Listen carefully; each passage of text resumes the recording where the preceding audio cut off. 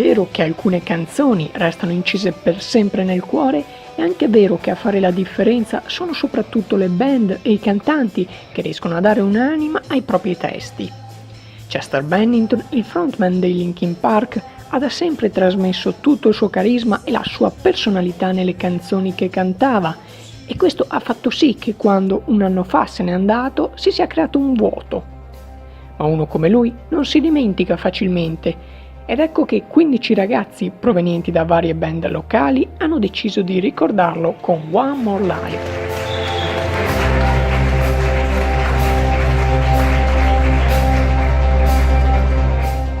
Come vi è venuta l'idea di questo progetto?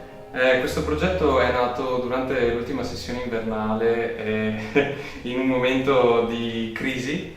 Ho fatto partire la playlist dei Linkin Park e dentro di me è scattata questa scintilla. Ho detto devo trovare un modo per far capire a tutti quanto importante è per me questo gruppo, e ho capito che l'anniversario della morte di Chester sarebbe stata un'occasione fantastica per farlo capire a tutti quanti. Io mi sono fatta convincere da lui. Sì, mi piaceva l'idea di questo progetto perché l'ho preso come una sfida, nel senso che è una cosa che non ho mai fatto, mai provato assolutamente, è una cosa che ho sempre visto, però mi piaceva proprio l'idea di poter lavorare con molte più voci, e infatti abbiamo chiamato altri 5 cantanti oltre me e mi sono messa a riarrangiare i pezzi. Poi credo che sia una cosa adatta da fare in un memoriale come questo, perché alla fine stiamo parlando, è il tributo a un cantante, e quindi io penso che non ci sia neanche una di quelle canzoni che si possa fare con una sola persona, nel senso che ho dovuto riarrangiare certi pezzi perché erano veramente pazzeschi. Sì. Cioè Waiting for the End fatta con 4 cantanti, One More Light con 6. Siete riusciti a gestire e a finanziare questa live? Questa è una bella domanda. Allora, per la gestione è stato un processo abbastanza lungo, non solamente nella realizzazione ma anche nel capire esattamente come fare una cosa del genere, perché un conto è l'idea, un conto è la sua realizzazione. Abbiamo diviso il lavoro tra i cantanti che si sono esercitati assieme a lei e i musicisti invece che erano seguiti da me, a cui davo le tablature, a cui spiegavo come fare le canzoni. E man mano siamo andati avanti. A un certo punto siamo arrivati al momento in cui abbiamo unito le due cose, solo che per unire le due cose non ci sono solamente gli impegni dei cantanti e dei musicisti, sono da unire entrambe le cose insieme, quindi ci siamo fatti un calendario su Excel in cui guardavamo ogni giorno se qualcuno era disponibile, trovavamo quei pochi giorni. 50 pagine quel foglio. Sì. E io mi sono messa là un giorno a segnare tutto di rosso, tutte quante le robe, a dire sì però qua ah no, c'è Stefano che lavora. Esatto. Invece per il discorso di finanziare, diciamo che pensavamo che sarebbe stato parecchio più difficile, però abbiamo fatto un po' qualcosa, abbiamo messo noi comunque anche adesso per dei noleggi e cose del genere. Riguardo per esempio le magliette o le luci o cose del genere ci siamo proprio spartiti la spesa, anche perché alla fine 150 euro diviso 15 fa 10. Esatto. Quindi il fatto di essere in tanti era una cosa buona, Esatto. in quel senso. Come avete conosciuto e vissuto la musica dei Linkin Park? Allora, per me la conoscenza dei Linkin Park inizia nel 2005-2006, periodo in cui era in lavorazione Minutes to Midnight, che è uscito nel 2007, e mi ricordo che la prima volta che ho sentito le canzoni di Linkin Park è stato nel mio telefonino, nei video di Dragon Ball 3GP, Paper Cut.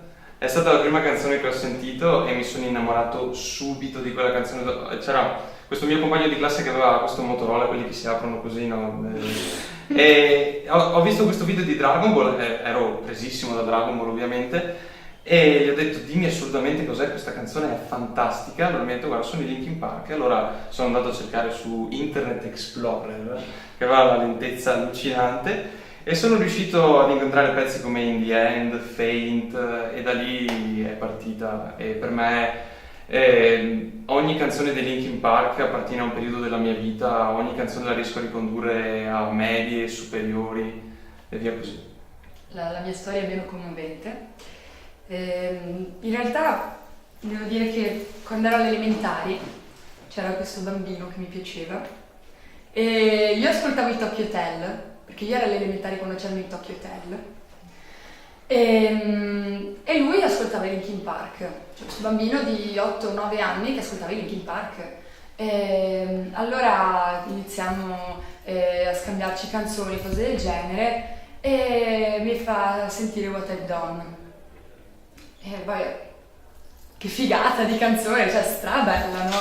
Soprattutto comunque per quello che era il periodo, secondo me, cioè loro sono praticamente la rappresentazione dei primi 2000, cioè sono loro, insomma. Poi mi dispiace perché in realtà ho iniziato ad ascoltare tante altre cose e me li sono persi un po' per strada. Però quando lui ha fatto la scaletta, me l'ha messa là, gli ho detto, vabbè, guarda, io alcune di queste neanche le conosco. E insomma, gli ho detto, buttami dentro i Linkin Park. Allora va, butta nell'iPod qualsiasi cosa e allora inizio ad ascoltarli e mi faccio i viaggi in treno e qualsiasi cosa e mi metto là coi brividi perché stavo già pensando a come riarrangiarle tutto, no? E alla fine ho avuto anche il piacere di fare proprio quella prima canzone che avevo ascoltato, che era What I've Done. Come avete vissuto la prematura morte del frontman? Per me è stato un momento veramente duro. Lei ne è testimone perché in quel momento, me lo ricordo ancora, stavamo provando in saletta con il nostro gruppo, era un momento di pausa tra una canzone e l'altra. Io ovviamente avevo il telefono scarico, come la maggior parte del tempo, e le scrive mio padre un messaggio che io sul momento non ho ben capito quello che avevo letto, ma il messaggio diceva: si è suicidato Chester Bennington. E io ho detto no, non è possibile, non è possibile che sia successo veramente. E come è capitato a molte persone, ho passato i primi 10-15 minuti senza credere a quello che avevo sentito, a cercare di capire cosa stava succedendo. Però è stato veramente difficile accettare che la realtà fosse quella e una parte di me, siccome sono un musicista da un po' di anni, una parte di me come musicista si è rotta in qualche modo ed è una cosa che è un peso che sento ancora oggi molto presente e questa serata me l'ha fatto rivivere in parte, però sono riuscito a tramutarlo in qualcosa di diverso, che è stato celebrare la vita in tutti i suoi aspetti. Io appunto l'ho saputo così, da un messaggio da suo papà. Allora guardo, dico no dai, guardo lui e riguardo il messaggio e gli passo il telefono, però io vivo il lutto, diciamo, in una maniera molto strana, perché se a una persona ci vogliono 15 minuti per realizzare una cosa, a me ci vogliono mesi, cioè tantissimo veramente. E alla fine è stato, cioè io credo che da un certo punto di vista siano state molto più forti le emozioni che ho provato anche stasera su questo palco riguardo a questo, perché è stato, cioè questa serata è stato diciamo, mi ha fatto realizzare che effettivamente abbiamo fatto un intero percorso per onorare lui, cioè, e io penso di averlo elaborato con questo. Siete stati inseriti tra gli eventi ufficiali tributo a Chester Bennington. Cosa avete provato quando ve ne siete accorti? Allora, eravamo insieme comunque, quindi è una cosa... Allora, l'inserimento all'interno della lista è stata una cosa che, diciamo, ci siamo guadagnati nel vero senso della parola, perché, esatto, perché inizialmente ci sono arrivati un po' di messaggi nel momento in cui il gruppo ha pubblicato quella lista dicendoci: ma voi non ci siete? E allora io ho detto: ma dove? Allora sono andato a vedere e ho visto appunto questa lista, ho detto non possiamo non esserci, non dopo tutto quello che abbiamo fatto.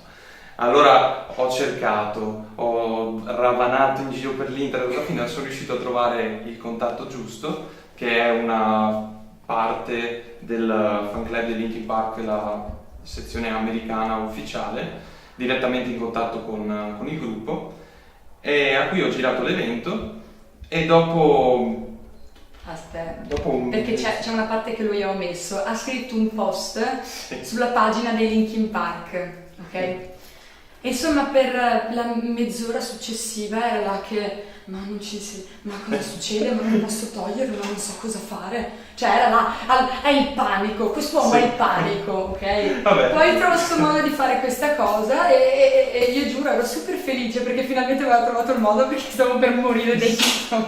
E insomma, alla fine, nel momento in cui ci siamo accorti che ci avevano inserito, è stato bellissimo, perché abbiamo capito che non solo ci è stato riconosciuto quello che abbiamo fatto, ma anche che probabilmente la band stessa avrà modo di vedere che anche Padova ha contribuito in parte a ricordare. Cioè, questa è la cosa più bella comunque. Probabilmente Cioè, questo. è stato scorrere la pagina di tutti quegli eventi e pensare che ci fosse così tanta gente Sì. che avesse in testa di fare una cosa del genere. Cioè, è veramente bello secondo me. Mm. Quindi, sì, perché come dicevo prima, la musica crea legami. Esatto. E penso che questo sia il modo per farlo. Ringraziamo tutti quanti per essere venuti a One More Live, e come musicisti siamo stati felicissimi di aver portato in porto questo progetto, perché è stata un'esperienza veramente incredibile, che ripeterei 1000 volte, se non per il fatto che per ripeterla 1000 volte probabilmente Sì, dovrei dovremmo... morire. Sì, no. Dovrei Io morire. non so se lo voglio rifare. È un po' un no di etamo da Sì. un certo punto di vista. È stato difficile, però questa è veramente una di quelle cose per cui dici veramente ne è valsa la pena, anche perché non è solo, cioè non stiamo parlando semplicemente del, come si dice, del piacere che si può provare nel stare sul palco con Esatto. tutta quella gente che è lì, comunque ti guarda, e per noi comunque lo scopo principale rimane sempre quello di ricordare Chester. Esatto. Questo è assolutamente fondamentale. Ma però non è solo questo, è proprio il legame che si è creato tra tutte le persone che hanno fatto parte di One More Live, perché appena adesso Angela, una delle cantanti, ha fatto un discorso in cui ha proprio parlato di quanto lei faccia fatica normalmente a creare dei legami però con delle persone, però con noi, con tutti noi, si sia sentita subito come in una famiglia. Sì. E questa devo dire è stata la cosa che mi è piaciuta di più in assoluto di One More Live. A me piace pensare che da un certo punto di vista sia Chester che ci ha legato in qualche modo. Sì, stiamo parlando della musica e di chi la fa. Esatto. Grazie a tutti per aver seguito questo servizio. Ciao.